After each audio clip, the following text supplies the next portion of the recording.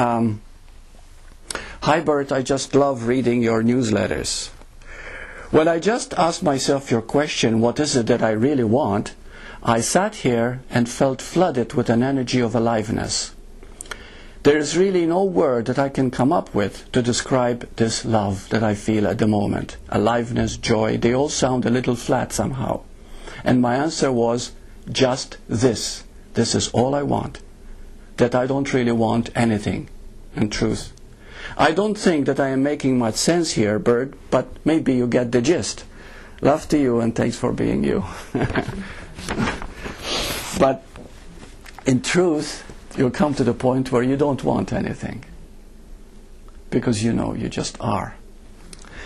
Now what I'd like to do is to describe the me and thought, and the power of thought.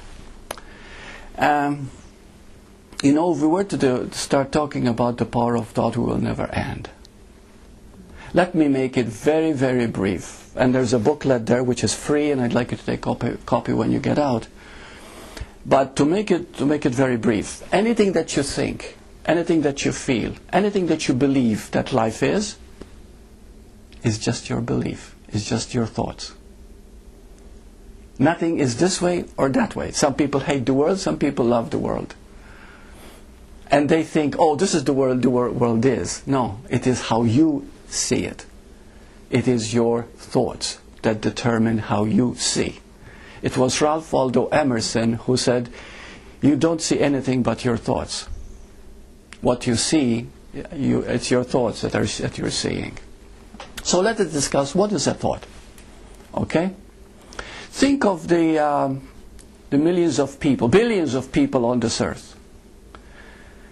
And every experience that they have, and how many experiences do you have in just one day?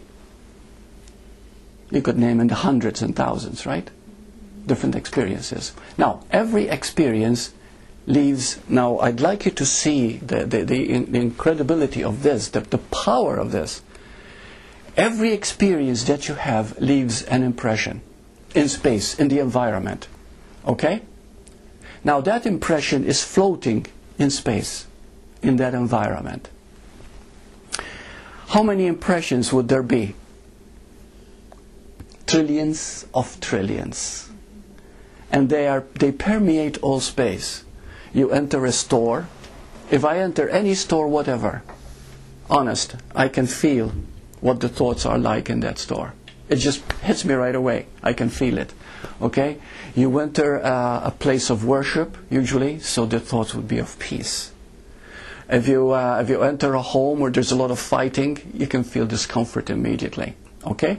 So what I'm saying is that thoughts are everywhere. This is what makes the world. So everybody that has ever believed anything, they have their thoughts floating in the environment, in space. Now, these floating impressions that are everywhere in space, unless you go in orbit, and then you probably have a spiritual experience because there probably are hardly any thoughts there. So you would feel tremendous silence, you see. You hear the Om very clearly. So because of these impressions, what is happening here? They're seeking a home. These impressions, these trillions of trillions of trillions of impressions are seeking a home. How do they find a home? Whenever a human being feels a lack, any lack, those corresponding impressions of those millions of people gather together and enter that person's mind. Got it? So suppose you're walking down the street, and in Kitsilano there are many people who are very aware, so you might not feel the same loneliness that you would feel in a less developed environment. Okay? Let's say you're walking down the street, and all of a sudden, for no apparent reason at all, there's a feeling comes to you that you lack something, whatever that is. Maybe I don't feel complete. Maybe I feel like I'm missing something. I don't feel quite happy, or I don't feel total. Okay? Immediately, there could come a thought of loneliness, or isolation, or rejection, or feeling unloved. It can come to you. How do they come to you? You pick up those thoughts that people have experienced, that are floating up, and you draw them into you. But what happens with the average person is that the moment these thoughts come into their mind, they don't see them as thoughts. If you were to see them as thoughts, you're free. That's called the spiritual awakened state. You see them, you don't see them as thoughts, you see them as a feeling. You see?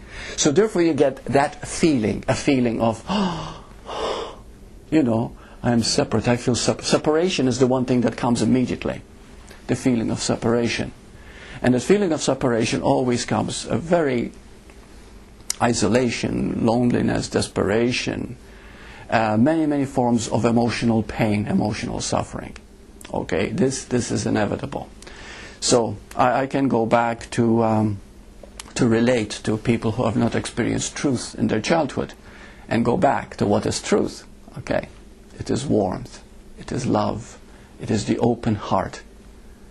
Okay, and people have been deprived of this because maybe parents weren't very aware or very loving. Then you grow up not being able to express what you in your heart want more than anything, which is of course that love and that warmth. You see? So you go about seeking it, feeling a lack in you. But you're not able to express it. Because here's another thing. What is it that we express? What is it that expresses through us? Either our ego or our heart. That's what expresses through us. You see? Now, if our heart does not express that warmth and that love, it is expressing me, the ego, the personal I. And that's why you find many people are so boring when they talk, because they talk about themselves all the time. Why do they talk about themselves? Because they're seeking love, acceptance. They want to impress you. They want you to like them. You see? But the person who feels that warmth, that love, that truth, that God inside them, they don't have to prove anything. They don't need anything. They don't want anything. They simply are that expression of love. You see? And they feel fulfilled. They feel complete. And because of that, there are no needs.